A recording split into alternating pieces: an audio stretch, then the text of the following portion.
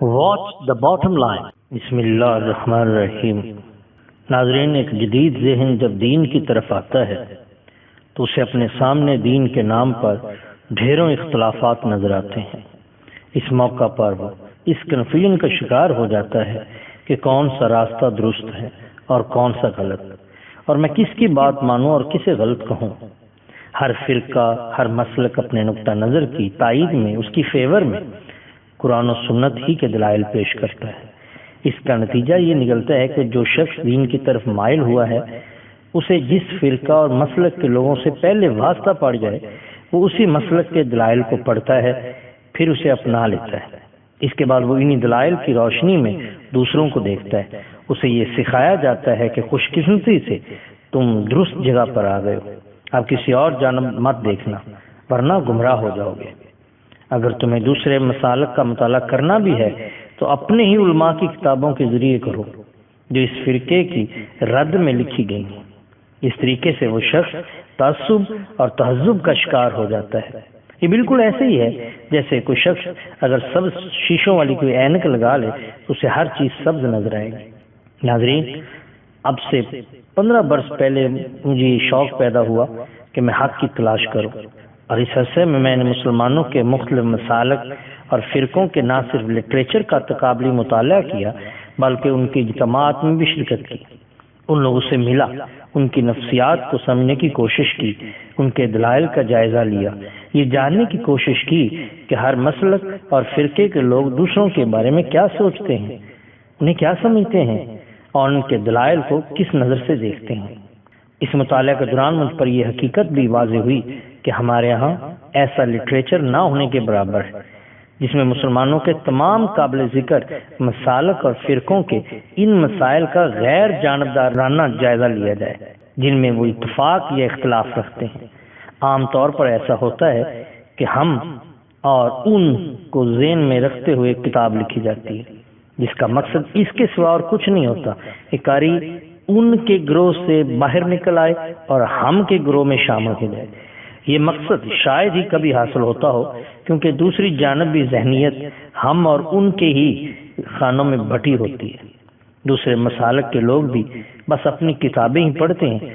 اگر ان میں سے کسی اور کی کتاب کو دیکھ لیتا ہے یا دیکھنے کی کوشش کرتا ہے تو وہ بھی صرف تردیدی نگاہ سے۔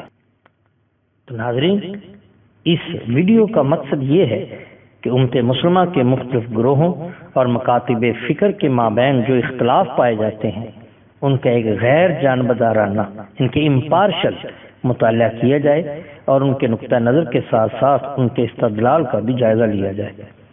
اس ویڈیو میں ہم نے یہ کوشش کی ہے کہ تمام نقطہ نظر کو جیسا کہ وہ ہیں بغیر کسی اضافے یا کمی کے بیان کر دیا جائے۔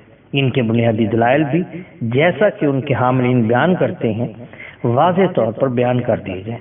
ہم نے کسی معاملے میں اپنا نقطہ نظر بیان نہیں کیا اور نہ ہی کوئی فیصلہ سنایا ہے کہ کون سا نقطہ نظر درست ہے اور کون سا غلط۔ یہ فیصلہ کرنا آپ کا کام ہے۔ یہ پروگرام، یہ ویڈیو ان لوگوں کے لیے ہے جو وسیع نظر ہیں، جو مثبت انداز میں مختلف نقطہ نظر کو سمجھنا چاہتے ہیں، منفی اور تردیدی ذہنیت کی روح سے مطالعہ نہیں کرتے، دلیل کی بنیاد پر نظریات بناتے ہیں نہ کہ جذبات کی بنیاد پر، اپنے سے مختلف نظریے کو کھلے ذہن سے پڑھتے ہیں اور اس میں کوئی تنگی یا اپنے سینے میں کوئی رکاوٹ محسوس نہیں کرتے۔ اگر آپ یہ سمجھتے ہیں کہ آپ میں یہ خصوصیات موجود ہیں تو آپ کا تعلق کسی بھی مکتبہ فکر سے ہو، کسی بھی فرقے سے یا کسی بھی گروہ سے ہو، آپ اس ویڈیو میں شامل ہو کر اس کو دیکھ سکتے ہیں، اور اگر آپ کو لگے کہ یہ خصوصیات آپ میں نہیں ہیں تو پھر یہ ویڈیو آپ کے لیے نہیں ہے۔ ناظرین کرام، یہ ویڈیو نہ تو کسی فرقے کے حق میں لکھی گئی ہے اور بنائی گئی ہے اور نہ ہی یہ کسی کے خلاف ہے۔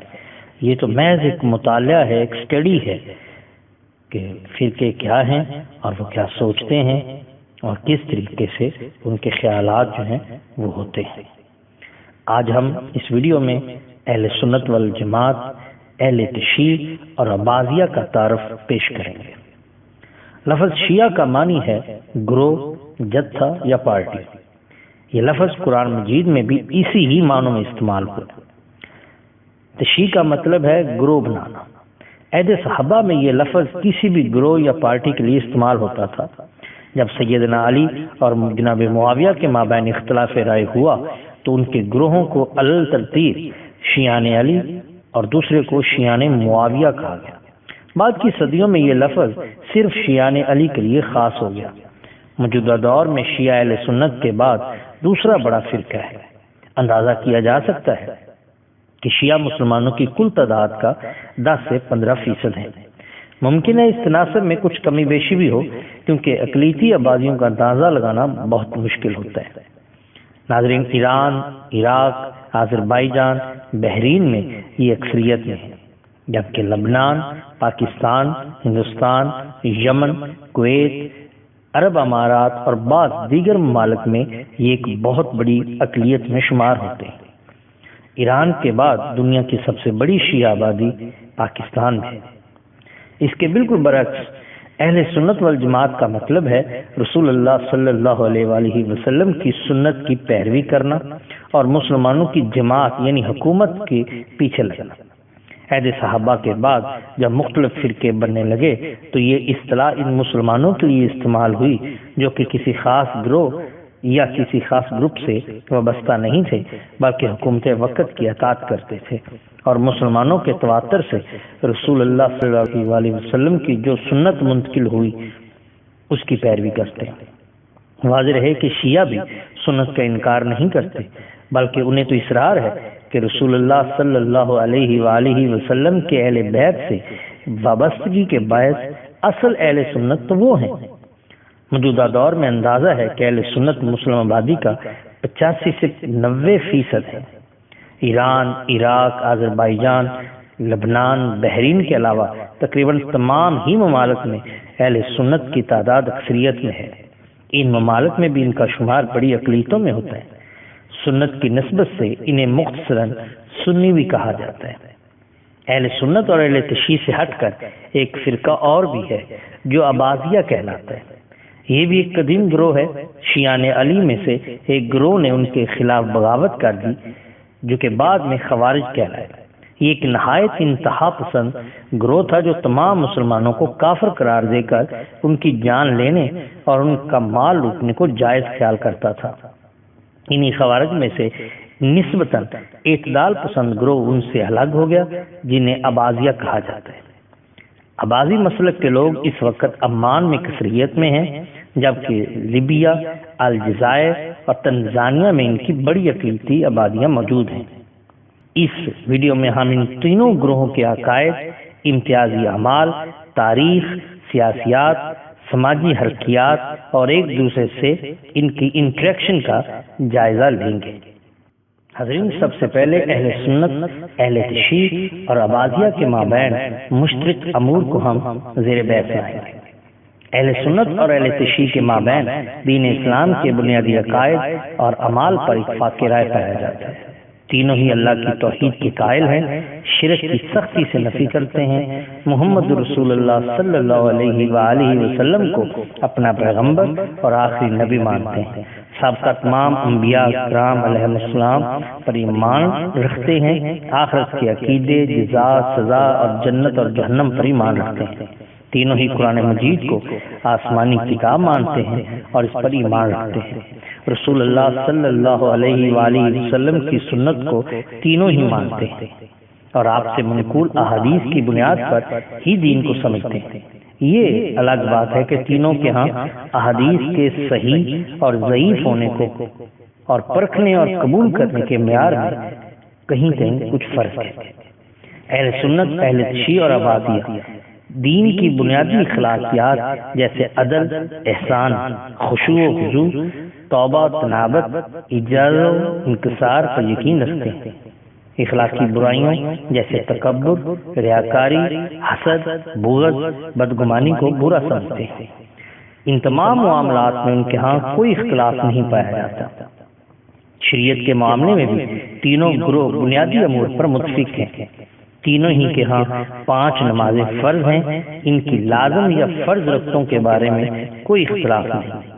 نماز کی جزوی تفصیلات میں البتہ کچھ اختلاف پایا جاتا ہے۔ روزہ، زکوٰۃ اور حج کی مشروعیت جن کے شریعت کا حصہ ہونے کے بارے میں ان میں کوئی اختلاف نہیں، البتہ ان کی تفصیلی طریقہ کار کے بارے میں کچھ فروعی اختلافات پائے جاتے ہیں۔ نکاح و طلاق، رسوم، آداب، جہاد، خرونوش وغیرہ کے معاملات میں بھی تینوں بنیادی امور پر متفق ہیں، البتہ تفصیلات میں کچھ اختلافات پائے جاتے ہیں۔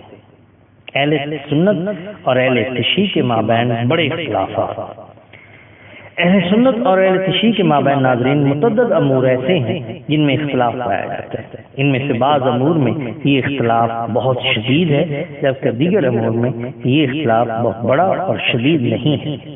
اس ویڈیو میں ہم خود کو صرف انہی امور تک ہی محدود رکھیں گے جن کے معاملے میں اختلاف میں شدت پائی جاتی ہے، کیونکہ یہی وہ مسائل ہیں جن میں اختلاف کے باعث دونوں فرقوں میں حد امتیاز واضح ہوتی ہے۔ ان میں سے بعض اختلافات عقیدے کی نوعیت کے ہیں اور بعض کا تعلق تاریخ سے ہے اور بعض کا فقہی امور سے، اور ان کی اجمالی فہرست کچھ اس طرح ہے۔ احادیث نبوی کی قبولیت میں اختلاف، عقیدہ امامت، اسلامی تاریخ کو دیکھنے کا انداز، صحابہ کرام رضوان اللہ کے مقام اور ان کے مرتبہ، متع، تقیہ، محرم الحرام کی رسوم، باغ فدق وغیرہ۔ اہل سنت اور عبادیہ کے مابین بڑے اختلافات جو ہیں وہ یہ ہیں: مجموعہ احادیث، جہنم میں گناہ گار کے ہمیشہ رہنے کا عقیدہ، مسئلہ امامت، اسلامی تاریخ کو دیکھنے کا انداز اور حکمران کے خلاف۔ ناظرین، اگر آپ کو ان موضوعات پر مزید تفصیل درکار ہے تو اپنی آراء سے آگاہ کیجیے، سبسکرائب اور لائک کریے ہمارے چینل کو، تاکہ ہم آپ کے لیے اور بہتر ویڈیوز لا سکیں۔ تھینکس۔